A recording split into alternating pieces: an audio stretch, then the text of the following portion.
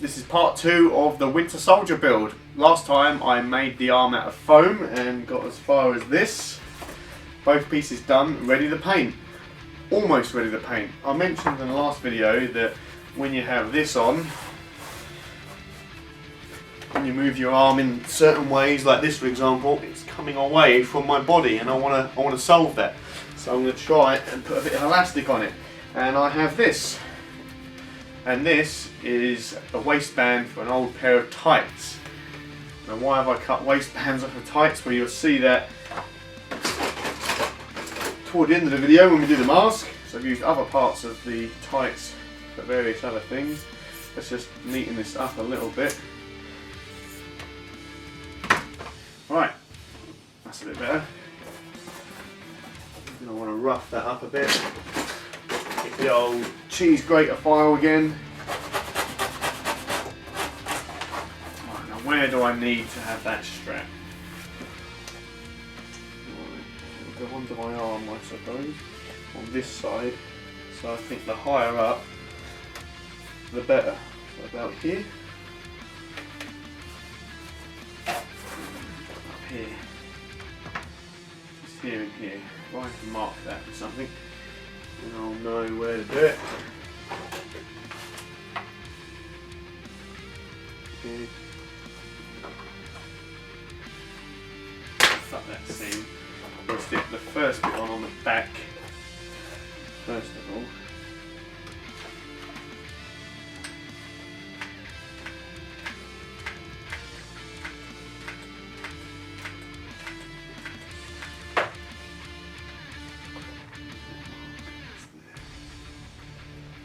In there.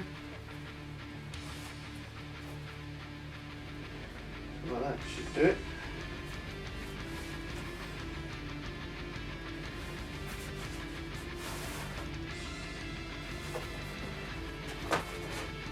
So this bit here, some glue on that.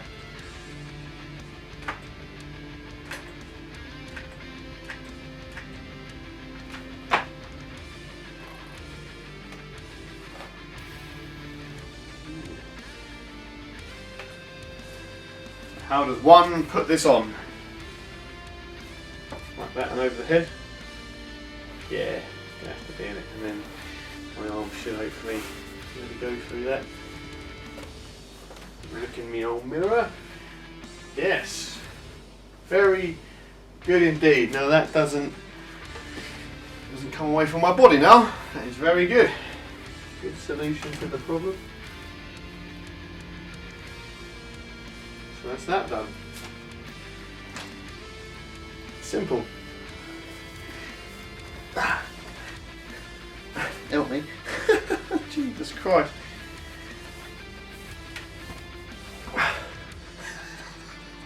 There we go. Right. Yeah, cool. I'm just going to reinforce those on the inside there with some more of that black fabric, wherever the hell that's gone.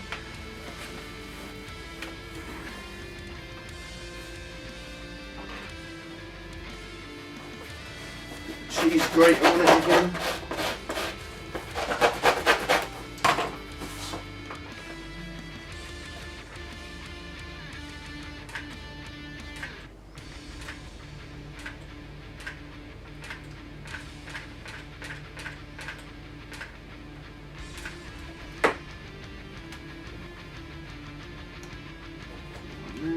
How hot?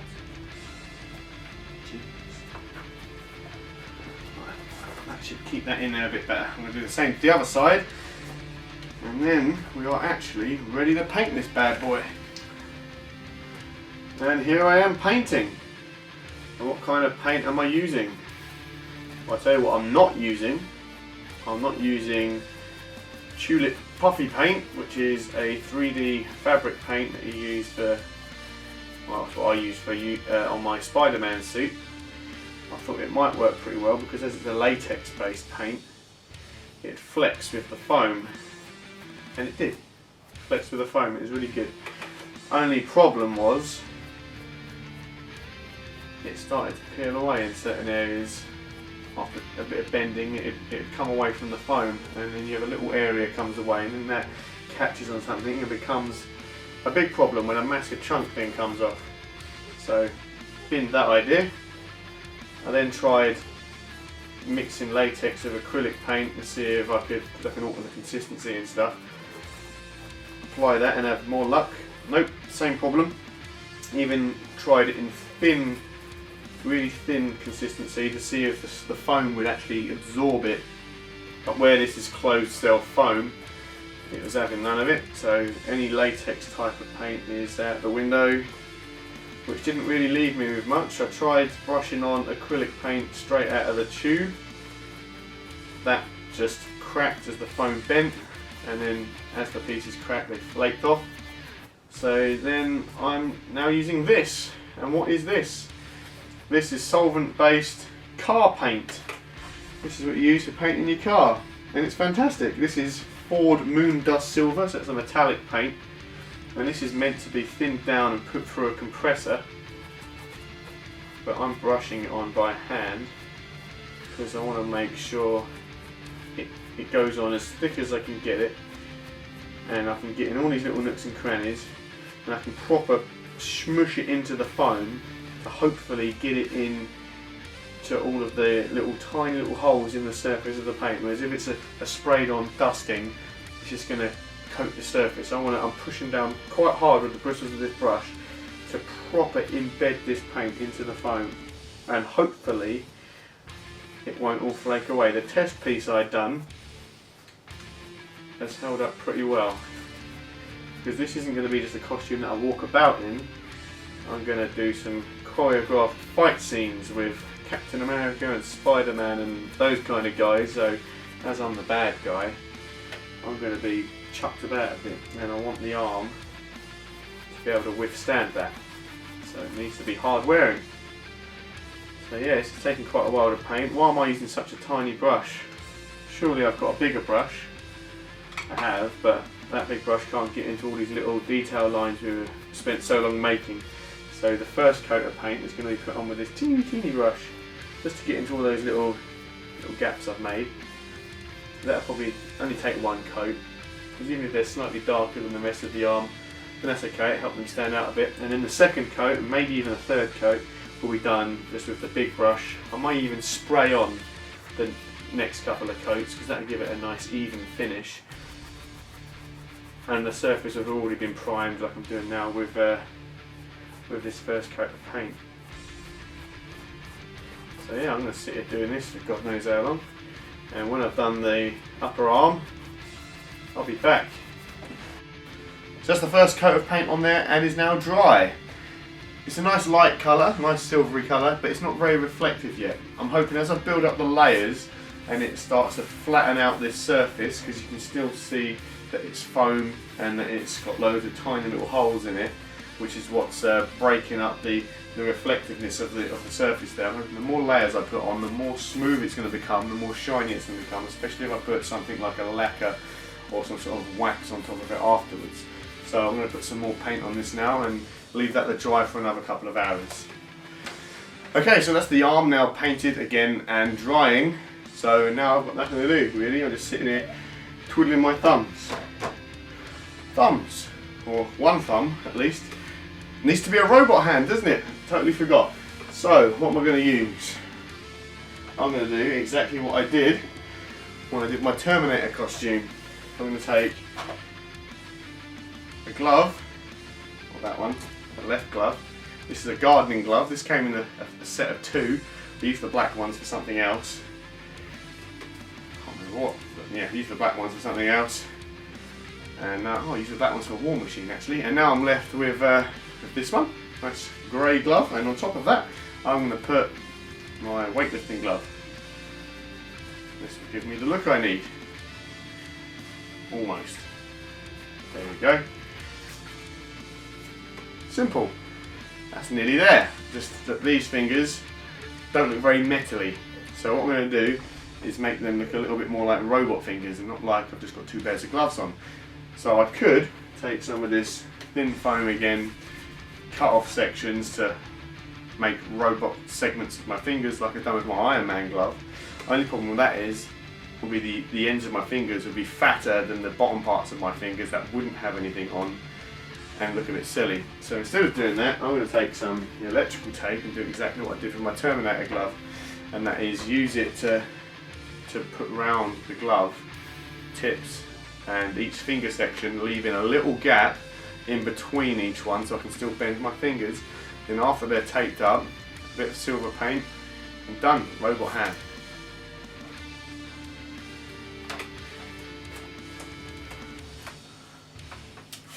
So I'm going to start off with the tip. I'm going to take a bit of tape, put it over the tip of my finger this way, and then put it over the other way. Now already I'm having a problem with this, because this finger in particular has got lots of little knobbly bits on it, presumably to give you more grip on your garden tools. Now I don't need grip on my garden tools, so this is causing me a problem. I think the tape might peel off. We'll have a look. Nah, that's coming off. That's coming away. So that's a bit of a bummer. So I'm going to have to put glue on these before I put the tape on. Crap! Let's get the glue gun out. Right, so the glue gun's now heated up. Taking my other glove off just so I don't get glue on it. Let's test out this index finger again. I'm going to put a bit of glue just on there, just so it covers those little knobbly bits. Now this is, could potentially burn me because this is really hot, but whatever. One as before, front to back. Slightly longer bit, I think would be better. And the sides like that. And there's no pulling that off. So there's one bit done. Does it still fit inside my glove?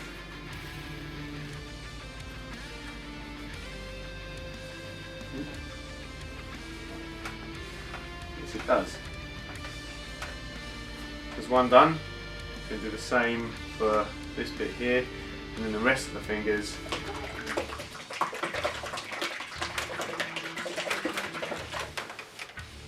It's always important to make sure your paint is thoroughly mixed before you start painting.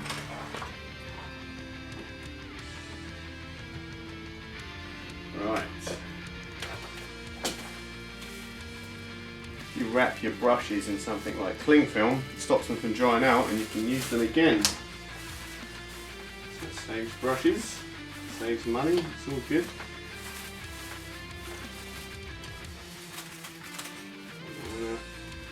Chicken dinner. Right, let's start off with the glove. I've sanded these all down. They're all rough. Let's get some paint on them. Paint them until they're no longer black. Probably take a couple of coats, so they're going on rather well at the moment.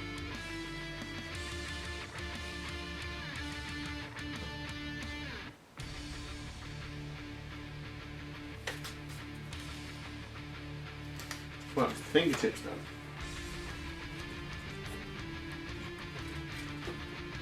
Stay.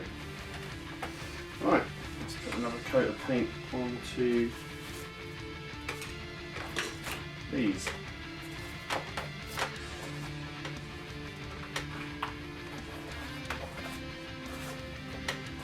As you can see, it's silver, but it's quite dull.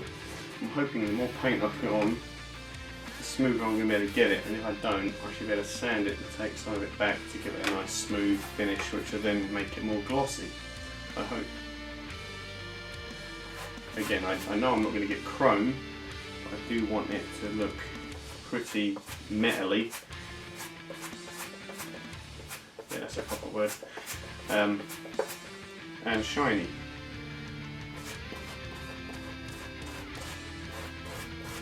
But we'll see.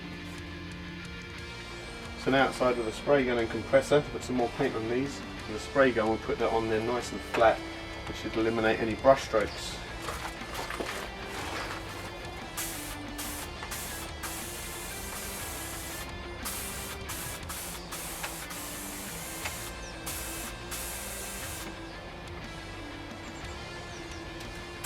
Right, so painting outside is all done. These have had time to dry now. I've also done the glove. These have had a fair few coats now. I sprayed the last few on to get it nice and smooth, and they're looking really good and really shiny. I'm happy with these. Not sure whether I'm going to lacquer them yet, but what I do need to do is put the red star on the shoulder. So I'm just going to position that about there, and I'm using automotive paint again. I'm just going to brush this on. This is a red that I used for Iron Man suit. I've got tons of this. Oh,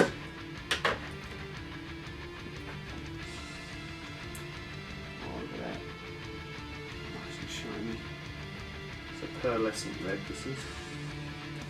Should look really good. I'll just mark out the point. Something with a straight edge, ideally a ruler. Where did I put my ruler? It's on my nice tidy table, as you can see. Can't believe I've done this. Surely it's not in the drawer where it's supposed to be. Oh, wait a minute, yes it is.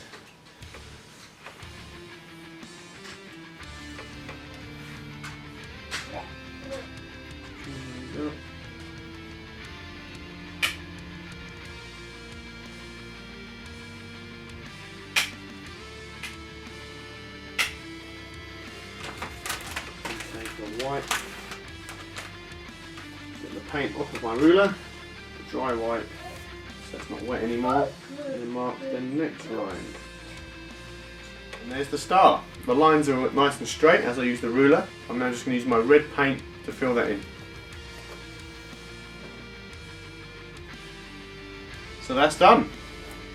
The red star has been painted on and looks really good against the shiny metallic silver there. So that's the arm pretty much finished. We've got the forearm here as well, something like that. So the only thing left to do with the arm now is to address what is going to go in here. It's going to be some sort of fabric to allow that to flex, but I want it to be a similar sort of finish to the rest of the arm, so it looks like one piece rather than two pieces with something in between. Not quite sure what I'm going to do for that yet. So before I do that, I'm going to tackle the mask, which I'm going to sort out now. This is what I'm going to be using.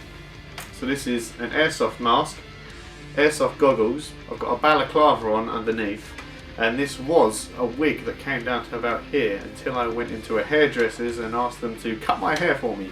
They did give me a couple of funny looks, but after I explained what it was for, they thought I was even more weird than when I came in. But either way, it looks really cool. Only problem is I plan on fighting wearing this. I'm going to have a bit of a knuckle up with Captain America and his superhero buddies. And I don't want this to happen, because that would be a bit embarrassing. So what I plan on doing is, as this wig has some sort of hairnet thing that it's all attached to, it'll be quite simple, I think, I hope, to sew this onto this balaclava thing. Now this isn't an actual balaclava. Airsoft goggles, airsoft mask. This isn't an actual balaclava. This is a trouser leg, and this is where the rest of the tights went that I made the strap for the arm. This is a trouser leg. Why am I not using a balaclava? Surely I could get a balaclava, or maybe like a morph suit hood thing, like, where's it gone? Where's it gone? Like this one. Surely I could get one of these. That'd be fantastic, wouldn't it? Well, no, because this cost about a tenner, and it stops here, which is crap, because it needs to cover his neck as well. So this is no good for this costume, this is no good for Batman, this is no good for a Stormtrooper, this is no good for Darth Vader, this is no good for anything. Whereas my trouser leg idea, with a little hole cut in the front, is fantastic, because one pair of these tights is about £6. You get a big piece of elastic that you might be able to use for whatever, and you get two hoods. So that's £3 a hood, and it's genius. Well, I think it's genius, but I would say that you just tuck into your shirt and winner chicken dinner.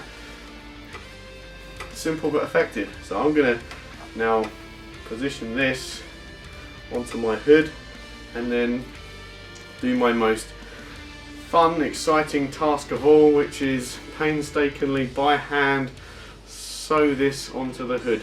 I would glue it because that would be a lot quicker, but if I mess that up, then it'll ruin the whole thing because it just stick to the hair and it'll look like a mess. I'm going to have to sew this.